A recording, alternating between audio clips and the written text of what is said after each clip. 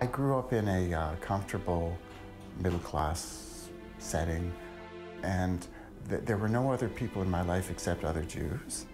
And it wasn't actually until I was 20 that I realized that there were people from other religions, other backgrounds in the world.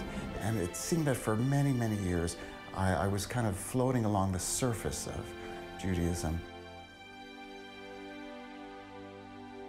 Suddenly I felt that there was an emptiness in my life that needed filling, and at the same time I was going through a series of crises, namely a health crisis, and friends passing away, family passing away, serious depression setting in, and I was losing my grip on life.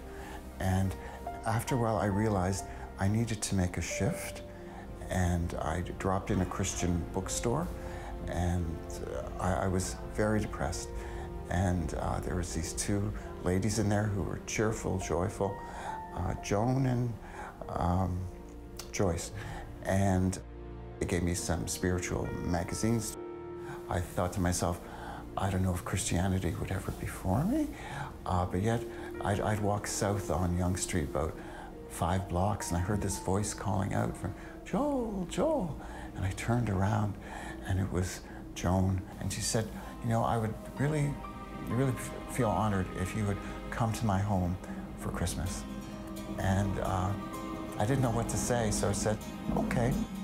And so I went, and it was a beautiful dinner with about 18 people there, and they were all devout Christians. And there was so much love expressed and so much understanding that I said to myself, I think this is where I need to be. And I've never looked back since.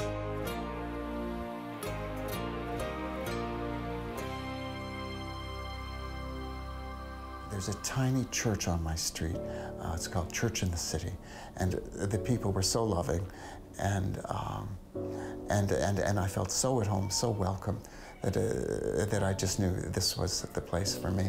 And I did notice that they had a homework club, and many of the children were from poor families. I thought, is there something I can do for this homework club? And I realized it didn't have very much in the way of snacks. And I remembered at the St. Lawrence Market, there was a fellow who made organic pies. And so I said to him, if at all possible, if you have a pie left over at the end of the day, could I have it for this children's club? And he said, okay, you drop by at the end of the day. And sure enough, there was the first day, a magnificent raspberry apple pie waiting for me. So I brought it to the church. And Pastor Vicky, her eyes were just saucers. You know, she couldn't believe such a magnificent thing. And so that's how it all started for me, this food ministry. I cart large tracts of food, and there I was with a cart stacked up with, I don't know, maybe 60 pounds of bread. And I caught a glimpse of myself in a store window. And coming from the kind of background I come from, I said to myself, looking at my reflection, is this what you really want to be doing with your life?